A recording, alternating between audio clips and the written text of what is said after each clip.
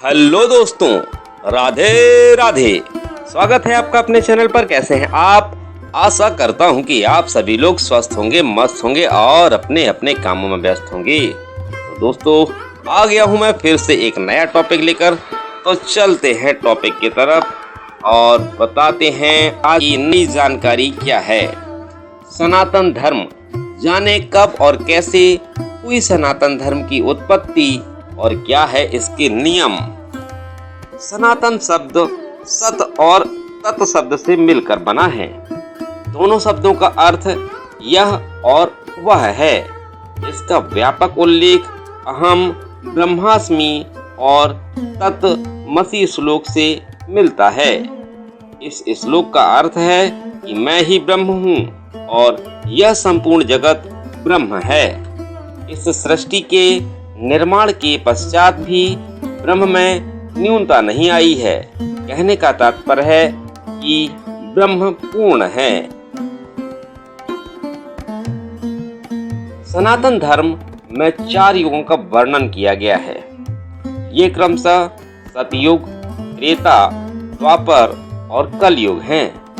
वर्तमान समय में कलयुग चल रहा है। इस युग के समापन के पश्चात सतयुग प्रारंभ होगा। ये क्रम अनवरत जारी रहेगा। ऐसे में लोगों के मन में यह सवाल पैदा होता है कि आखिर सतयुग से पूर्व क्या था और सनातन धर्म की उत्पत्ति कैसे हुई है। इस विषय को लेकर दर्शन शास्त्र के जानकारों ने मामूली मतभेद हैं। कई दार्शनिक वेद को साक्षी मानकर सनातन धर्म की गणना करते हैं। वहीं कुछ जानकार शास्त्रों को आधार मानते हैं। आधुनिक इतिहासकारों में सनातन धर्म की सटीक गणना को लेकर व्यापक मतभेद हैं। आधुनिक समय के इतिहासकार महज प्राचीन भारत के इतिहास का अध्ययन कर सनातन धर्म को समझने की कोशिश करते हैं। आइए इसी विषय पर आज सनातन धर्म के बारे में संक्षेप में जानकारी प्राप्त करते हैं। सनातन धर्म क्या है? सनातन शब्द सत और तत् से मिलकर बना है। दोनों शब्दों का अर्थ यह और वह है।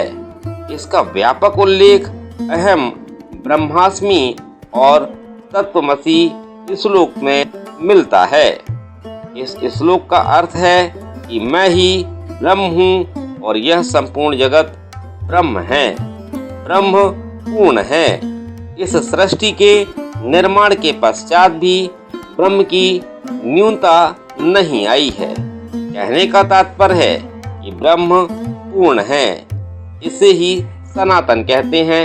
आसान शब्दों में कहें तो सत्य ही सनातन है। अब यह सवाल मन में उठता है कि सत्य क्या है?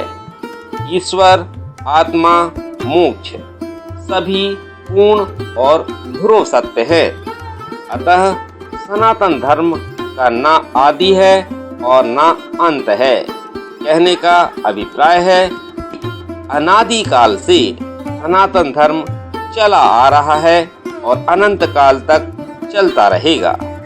इसका न आदि है और न कोई अंत है। सनातन अनंत है। इस सत्य को ही सनातन कहा जाता है। सनातन के माध्यम से ईश्वर, आत्मा और मोक्ष का ज्ञान होता है। विज्ञान के लिए भी मृत्यु पहेली बनी है। सनातन धर्म में ईश्वर, मोक्ष और आत्मा को तत्व और ध्यान से जाना जा सकता है।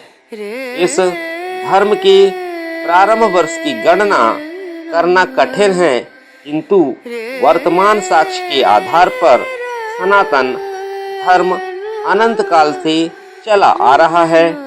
इस धर्म का मूल सार पूजा, जप, तप, दान, सत्य, अहिंसा, दया और यम नियम है। ऐसा कहा जाता है कि देवों, ऋषि, मुनियों और यहाँ तक कि साधारण मनुष्य ने भी इसी मार्ग पर चलकर अपना उत्थान किया है। सनातन में ओम को प्रतीक चिन्ह माना जाता है और इस धर्म में शिव शक्ति, ब्रह्म और विष्णु को समान माना गया है। कहने का तात्पर्य यह है कि सभी संप्रदाय के लोग सनातन को मानते हैं।